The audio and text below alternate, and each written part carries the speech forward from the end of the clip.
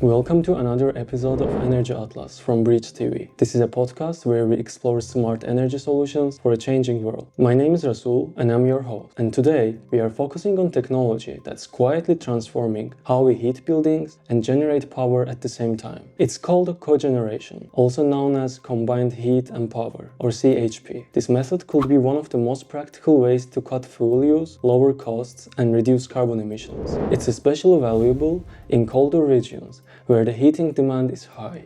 So, what is cogeneration? Why is it more efficient than traditional systems? And how are countries using it to improve their energy infrastructure? Let's break it down.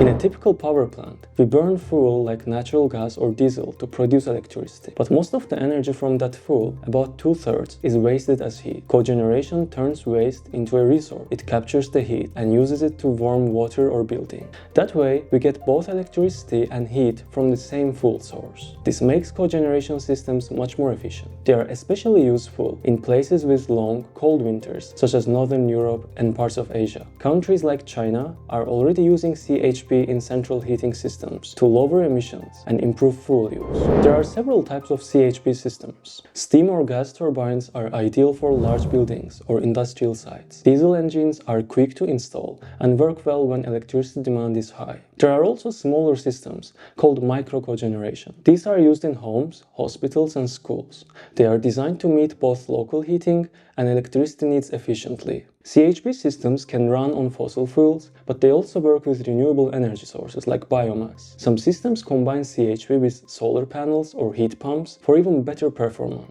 The biggest benefit of cogeneration is efficiency. A traditional power plant uses only about 30 to 35% of the fuel's energy. A well-designed CHP system can use up to 80%. Diesel engine and geothermal-based cogeneration systems have been shown to perform especially well in terms of energy efficiency and minimizing loss. Research also indicates that these systems can reduce carbon emissions by up to 50% through more efficient fuel utilization and the elimination of separate heating units.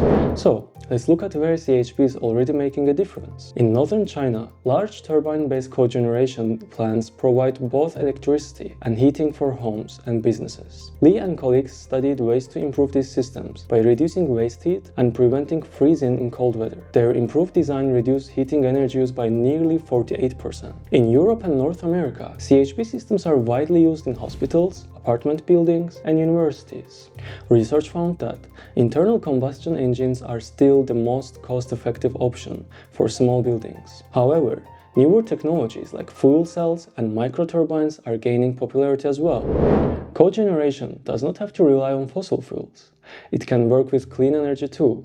For example, biomass made from wood chips or farm waste can power a CHP system. Solar panels and fuel cells can also be part of CHP setup. Renewable-based CHP systems are becoming more popular as technology improves. They help reduce the need for coal or gas, making energy use more sustainable. Despite the benefits, CHP systems face a few challenges. They can be expensive to install, especially in smaller buildings. Another issue is balancing heat and electricity demand. If one is needed more than the other, it can lead to waste. But the future looks promising. New technologies like smart control systems and better heat storage are making CHP systems more flexible and useful in different settings. As energy prices go up and climate regulations become stricter, CHP is likely to become an essential part of the energy mix.